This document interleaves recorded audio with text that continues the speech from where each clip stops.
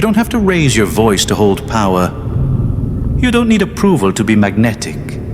And you don't have to say yes, just because silence feels awkward. The most charismatic person in the room isn't the loudest. It's the one whose boundaries are unmistakable, even in stillness. This isn't about being rude. It's about something older than politeness, something sacred. The power to say no. You were trained to nod, to smile when you disagreed, to choose peace over truth, even when peace is a lie. This conditioning started early, in the classroom, in your family, in the feed. Agreement was rewarded. Discomfort was punished. And slowly, the cost of your own honesty began to feel too high. So you learned to perform. This is not politeness. This is programming. But disagreement doesn't have to mean conflict. Charisma makes it unnecessary. You don't need to argue, because your presence says everything. People sense they can't move you, so they stop trying. Let's be honest, huh? Most people aren't taught to be magnetic. They're taught to be agreeable. But over-agreeableness creates subconscious tension. People don't fully trust those who never push back. If you're always saying yes, others assume you don't have a spine, or worse, an identity. This is why nice guys get ignored. Why friendly professionals lose authority. Because trying to be liked is not the same as being respected. Real charisma begins the moment you stop trying to be liked. Because charisma isn't friendliness. It's congruence. Alignment.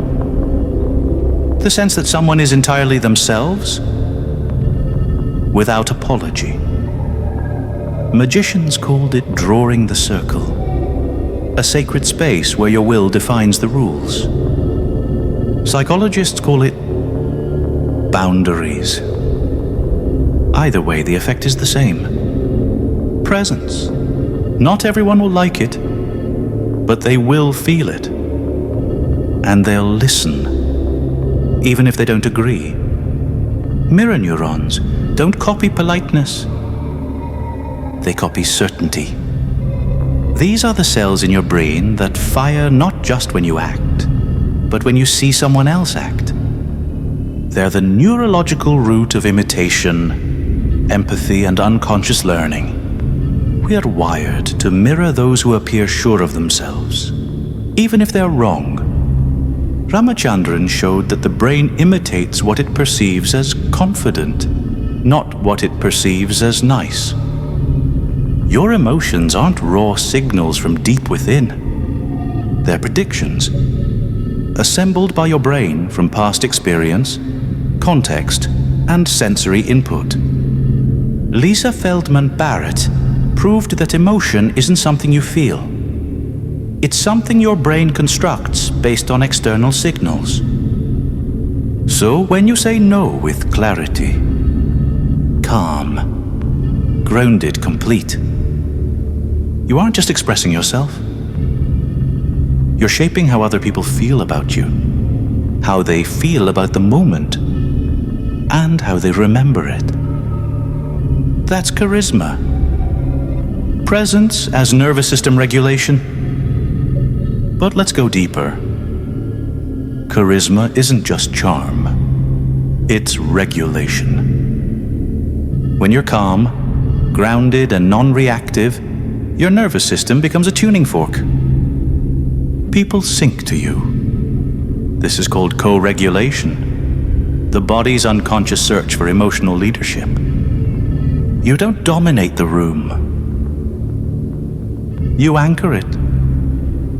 You become the fixed point in a chaotic space. And without saying a word, people begin to mirror your rhythm. their anxiety drops. Their attention sharpens. You feel different? Because you are. Your presence is now a nervous system signal. But refusal alone isn't enough.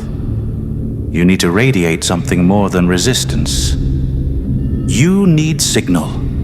John Antonakis, one of the leading researchers on charisma, found that certain behaviors consistently create perceived presence and authority, no matter your baseline personality.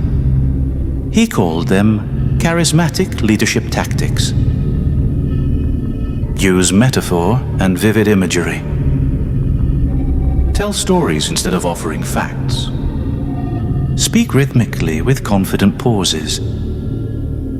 Project moral conviction, not just opinion. Why does it work?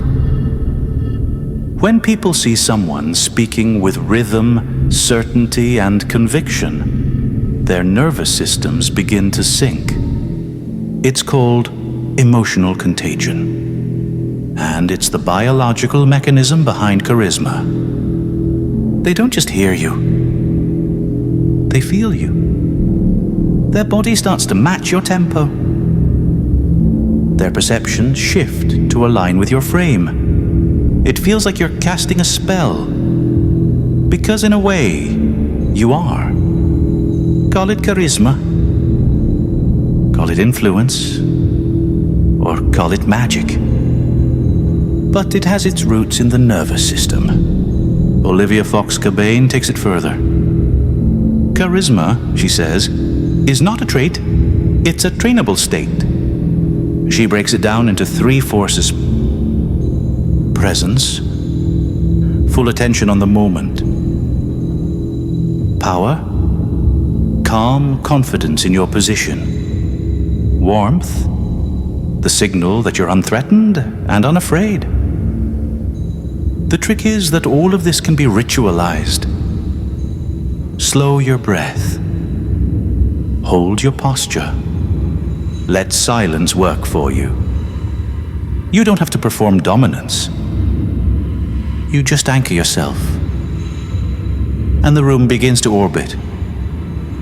And when you embody this kind of presence, you rarely have to defend yourself. Charisma doesn't win arguments. It makes them unnecessary. People sense that pushing won't work, so they seek alignment instead. Refusal is not just a reaction, it's a ritual. And disagreement doesn't require debate. You're not avoiding conflict. You're embodying a state that doesn't attract it. You're not explaining yourself. You're not defending your ground. You're standing in it and letting others recalibrate around you. 3 forms of charismatic disagreement. Here are 3 forms of charismatic disagreement you can practice. No shouting, no conflict. 1. The deliberate number. Say it, just no. Don't rush, don't flinch, don't explain. Let the silence after the word do the work. This isn't aggression. It's energetic boundary setting. 2. The frame setter. When someone pushes a belief, a request, or a vibe, don't argue, reframe.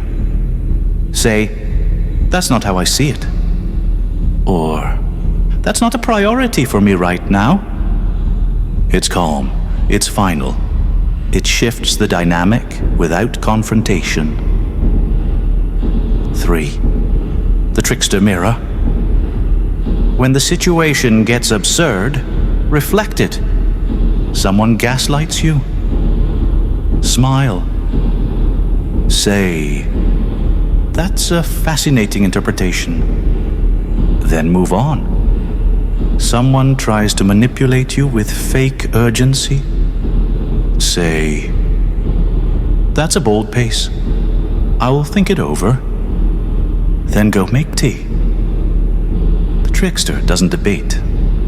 They disrupt the frame and walk away before the spell can bind. A myth of silent power. Let me give you a story. A king ruled by decree. A priest ruled by fear. But there was one, quiet, cloaked, who ruled by nothing at all.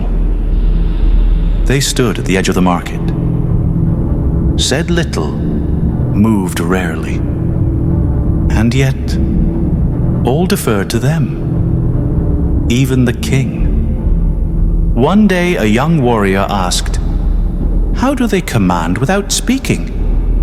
The old priest replied, "They hold the one power none of us dare use. They say no, without fear, without noise, and without need of defense. To say no, cleanly, calmly, without guilt, is a rare power. It marks the edge of your identity. It creates space for truth, and it invites real respect.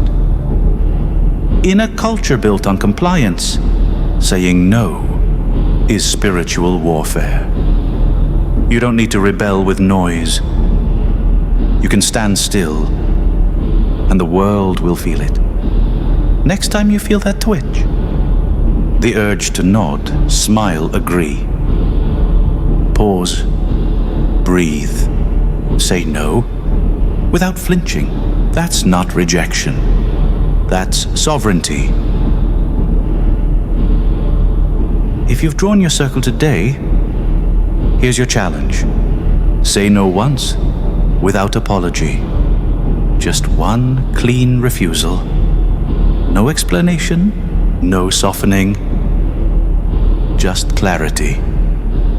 Then come back here and name the moment. Drop it in the comments. What did you say no to? What changed when you did? This is your ritual. This is how the new story begins. We trace the circle together. Until next time.